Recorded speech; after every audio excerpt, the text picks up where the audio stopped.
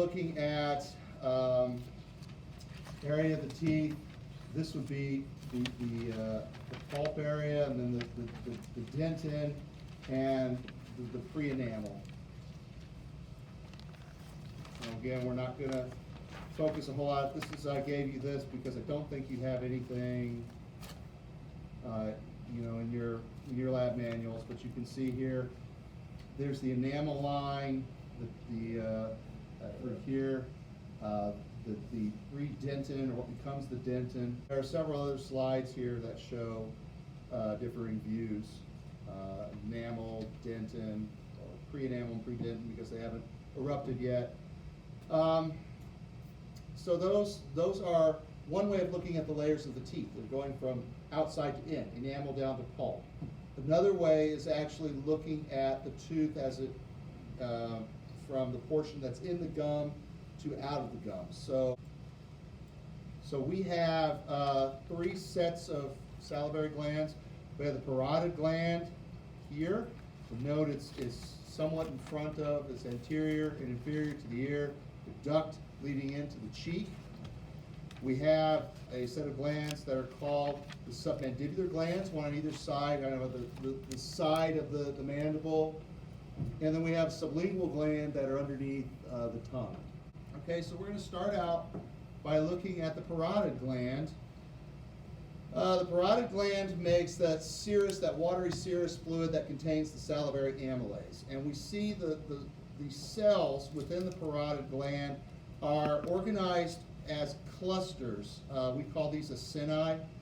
And we also note that there are ducts within.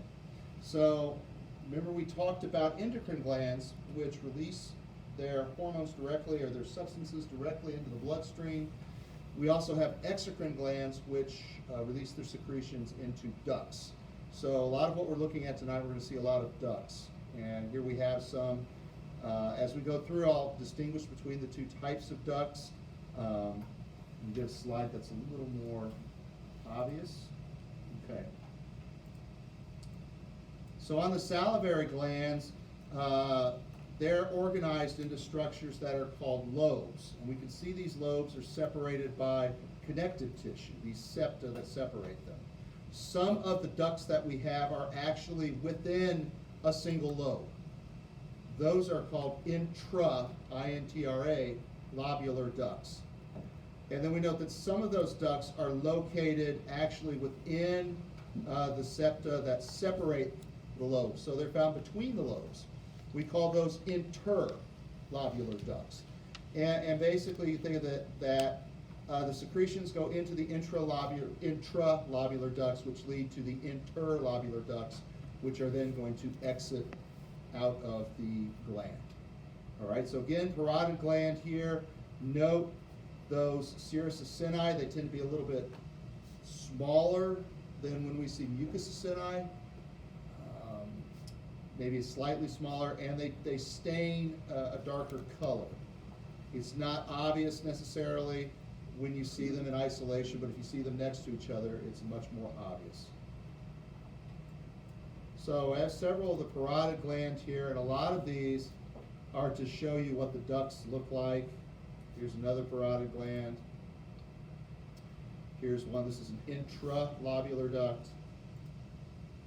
And this obviously is septa here. This is an interlobular duct. Goes without saying, the interlobular ducts tend to be bigger than the intralobular ducts. Okay, so then we move on. We see the sublingual gland. The sublingual gland will also have those intra and interlobular ducts, but in addition, now we see that the acini look a little different. Hopefully you can tell these are staining a little bit lighter. These are mucus acini. So the sublingual gland has the mucus acini, produces mucus. Nuclei are pushed out to the periphery of these clusters of cells. Okay, but you see that really with any of these acini. So that's sublingual. Here's another look at sublingual. Hopefully you can see the individual clusters a little more obviously on this slide. And there's just several cells clustered together. Then we come to the submandibular gland. This is a mixed gland. It has both serous and mucus acini. And this is the one where you can really distinguish the difference. These are the serous acini here, and then here are the mucus acini. You can see there's a real difference in how they stain. The mucus acini are much, much lighter. Again, submandibular glands, they have the intra and interlobular ducts. All three of these glands have those. Submandibular gland, you might see that referred to as maxillary or submaxillary gland. These are something you'll be responsible for. We have 3 slides for each of the different salivary glands, so we're going to be looking at those. All right, so next we're moving to an organ we've already talked about a little bit, the pancreas. The pancreas is an accessory organ in digestion. We saw it before with the endocrine system because it made glucagon and insulin, but it also has exocrine function. We see one of those islets here which produced the insulin, the glucagon, but all the surrounding cells, those are pancreatic acini, those clusters of cells in the pancreas. And they are producing digestive enzymes. So the pancreas is not in the digestive tract, it's not in the digestive tract directly, and it also produces some digestive secretions though. Those are going to be produced and go into the intralobular duct and then to an interlobular duct, and ultimately they'll leave the pancreas. And we have some models that we can look at that on. Okay, you see some of those ducts here. Magnify for some reason.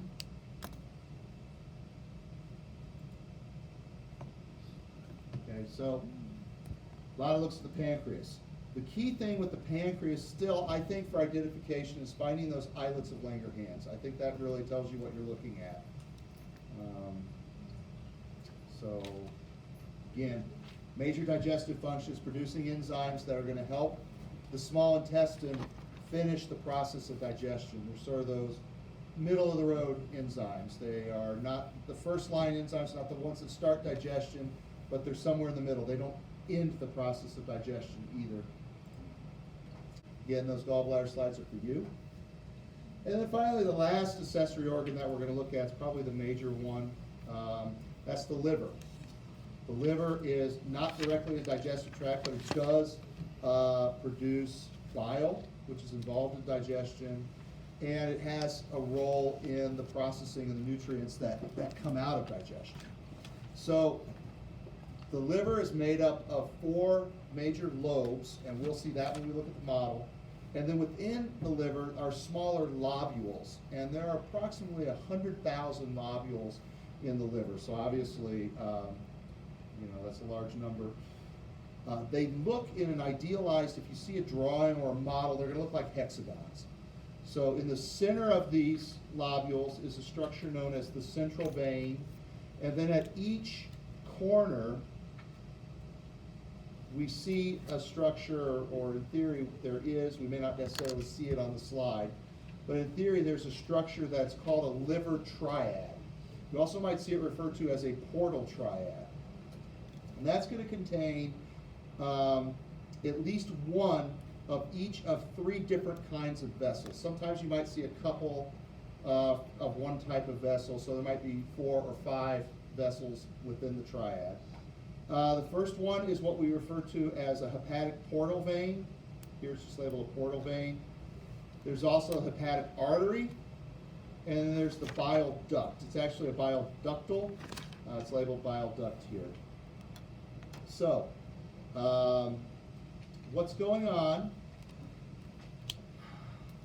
The hepatic portal vein is bringing nutrient-rich blood from the small intestine.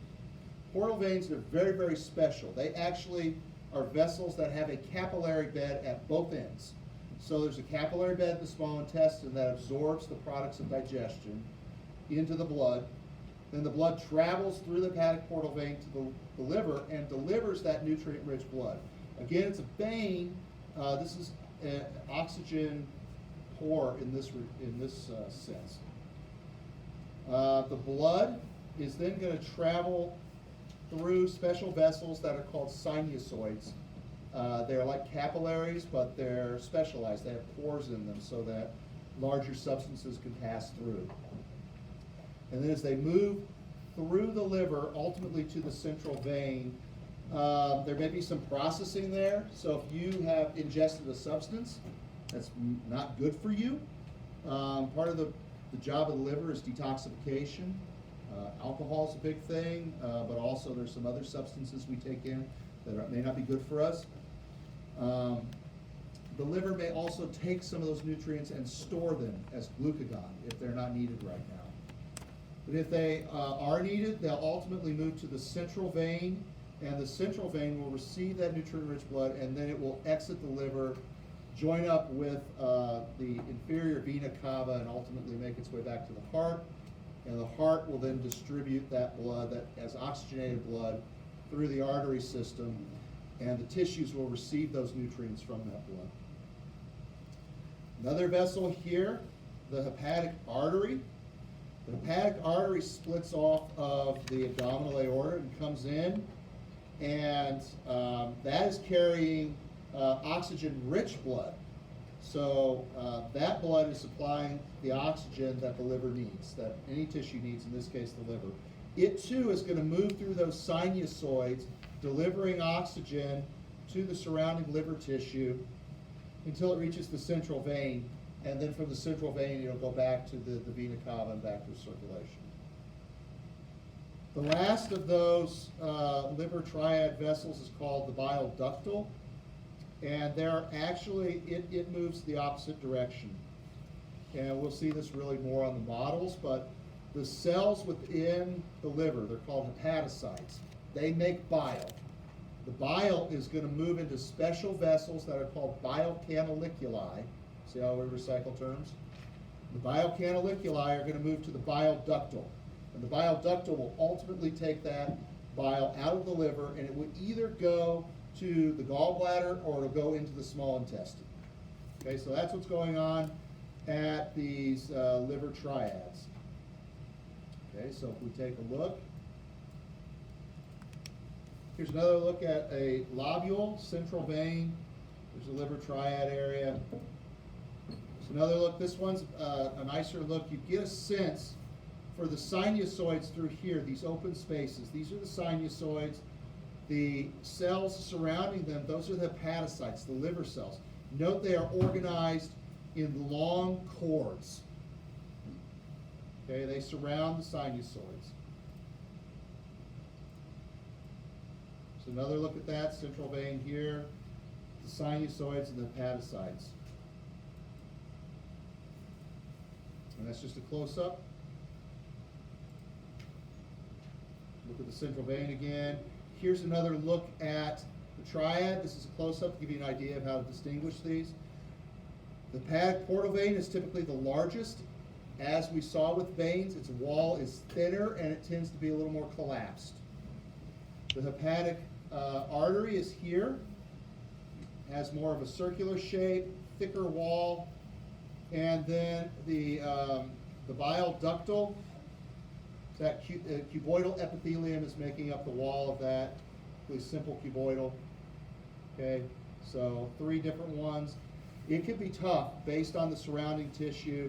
When you're looking at the liver triads, it can be tough to see all 3 of them in there. You may not, or you may see ones that have more than just the 3. So this is going to be a challenge when you look at the slides, finding these liver triads. But when you look at the liver slide, you want to see the central vein, the liver triads. That's what you're looking for. There's another. Okay, again, the artery here, the bile ductal, the portal vein.